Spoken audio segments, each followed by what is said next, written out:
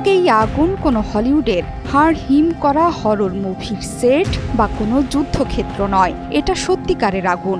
আমেরিকার লস অ্যাঞ্জেলেসের দাউ দাউ করে পুড়িয়ে দিচ্ছে একরের পর একর জমির গাছপালা, বিলাসবহুল বাড়িঘর সহ স্থাপনা। আকাশে কুণ্ডুলি পাকিয়ে ছড়িয়ে পড়ছে এই আগুনের ধোঁয়া। রাস্তায় বোমা মারলে যেমন হয় ঠিক তেমন ভাবেই পড়ে আছে কঙ্কালসার সব গাড়ি, কোটি কোটি টাকার বাড়ি। বিদ্যুৎবিহীন দিন কাটাচ্ছে হাজার হাজার মানুষ। সরাসরি এই আগুন প্রত্যক্ষ করা পাইলট দাবানলের পরিণতিকে যুদ্ধক্ষেত্রের সাথে তুলনা করেছেন। মালিবু প্যালিসেডসের আগুন নিয়ে ভয়ানক অভিজ্ঞতার কথাও বর্ণনা করেছেন ফায়ার সার্ভিসের পাইলট টিমোথি থমাস। টিমোথির ভাষ্য, ওপর থেকে এই আগুনের ধ্বংসের মাত্রাটা জেনেক্সে শিফট করো, লাইফকে লিফট করো। দেখাটা ছিল খুবই দুঃখজনক ব্যাপার। নিচে বাড়িঘর জ্বলছিল, মাটির দিকে এটি ছিল অনেকটা যুদ্ধক্ষেত্রের মতো। সে কারণে আমাদের ব্যস্ত থাকতে হবে বলেই জানতাম।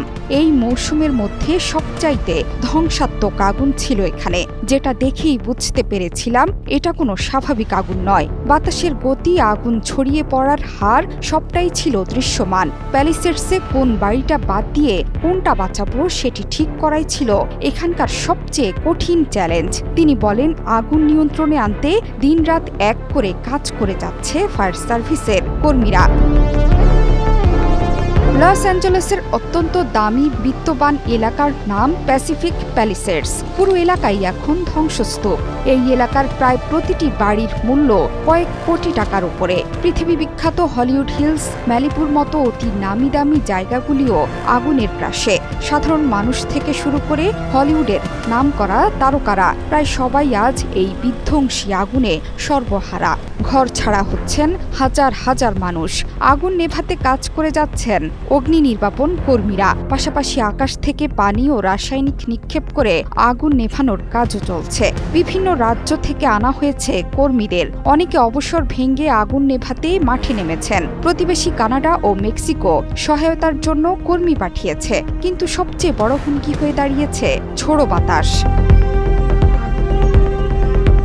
এর আগে দাবানল নিয়ে বিদায়ী মার্কিন প্রেসিডেন্ট জো বাইডেন বলেছেন, আগুন দেখে মনে হচ্ছে যেন কেউ বোমা ফেলেছে।